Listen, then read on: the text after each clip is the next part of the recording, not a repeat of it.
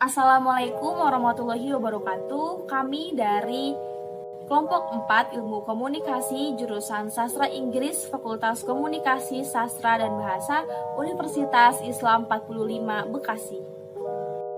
Dalam ilmu komunikasi, penelitian terhadap fenomena-fenomena atau realitas komunikasi terus mengalami perkembangan dari masa ke masa, sehingga melahirkan beberapa tradisi-tradisi komunikasi yang unik.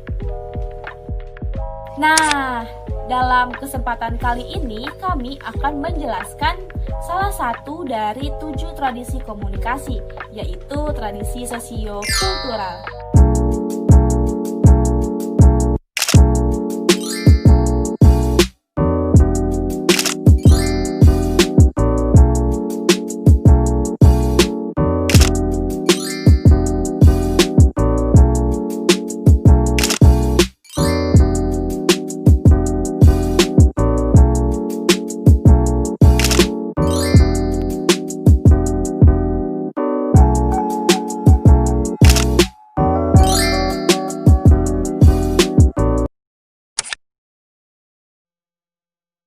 Tradisi sosiokultural berangkat dari kajian antropologi yang mengatakan bahwa komunikasi itu berlangsung dalam konteks budaya tertentu. Karenanya, komunikasi dipengaruhi dan mempengaruhi kebudayaan suatu masyarakat.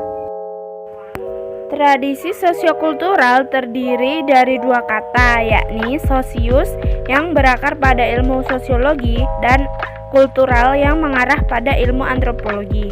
Secara etimologi, sosiokultural bisa diartikan sebagai budaya yang dikonstruk dalam sosial.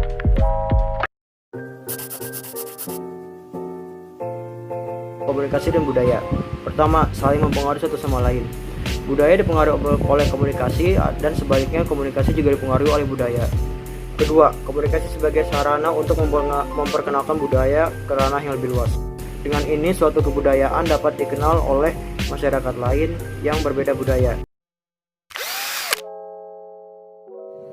Tradisi sosiokultural memiliki beberapa sudut pandang yang berpengaruh. Yang pertama, menurut Herbert Blumer dan George Herbert Mead. Yang kedua, menurut Peter Berger dan Thomas Lackman. Yang ketiga, menurut Ludwig Wittgenstein. Yang pertama, melalui penelitian dari Herbert Blumer dan George Herbert Mead. Mereka lebih menekankan mengenai paham interaksi simbolis. Maksud dari paham interaksi simbolis adalah pentingnya observasi partisipan dalam kajian komunikasi sebagai cara untuk mengeksplorasi hubungan-hubungan sosial. Yang kedua, menurut Peter Berger dan Thomas Lackman, mereka lebih menekankan mengenai konstruktivisme sosial atau sering juga disebut dengan the social construction reality. Maksud dari sudut pandang ini adalah mereka telah melakukan penyelidikan bagaimana pengetahuan manusia dibentuk melalui interaksi sosial. Yang ketiga, menurut Ludwig Wittgenstein. Ludwig Wittgenstein ini lebih menjelaskan mengenai sosiolinguistik atau kajian sosial dan budaya.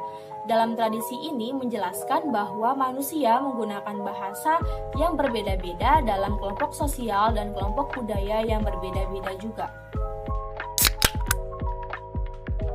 Saya akan menjelaskan teori-teori dalam sosiokultural. Saya akan menjelaskan 3 teori dalam sosiokultural. Yang pertama, teori pengelolaan identitas yang digagas oleh Tadasutto Imahori dan William Kupach. Teori tersebut menunjukkan bagaimana identitas terbentuk, terjaga, dan berubah dalam hubungan. Teori yang kedua yaitu teori pembawaan diri yang disampaikan oleh Erving Goffman. Dalam teori tersebut dijelaskan bagaimana para perilaku komunikasi menghadirkan dirinya sendiri, bagaimana ia bertindak, bagaimana ia berbicara, bagaimana dia menempatkan diri dalam sosial. Teori yang ketiga merupakan teori interaksionisme simbolis yang digagas oleh George Herbert Mead. Beliau mengungkapkan bahwa interaksionisme simbolis merupakan cara berpikir mengenai pikiran, diri sendiri, dan masyarakat. Intinya, dalam interaksionisme simbolis, setiap individu diajarkan bahwa mereka berinteraksi satu sama lain setiap saat dan sepanjang waktu. Apa sih pentingnya tradisi sosiokultural itu? Kita bisa mengetahui bahwa manusia menggunakan bahasa yang berbeda dalam setiap kelompok sosial dan kelompok budaya yang berbeda-beda. Maksudnya, kita sadar bahwa setiap kelompok sosial atau budaya itu mempunyai bahasa atau ciri khas bahasa yang berbeda-beda.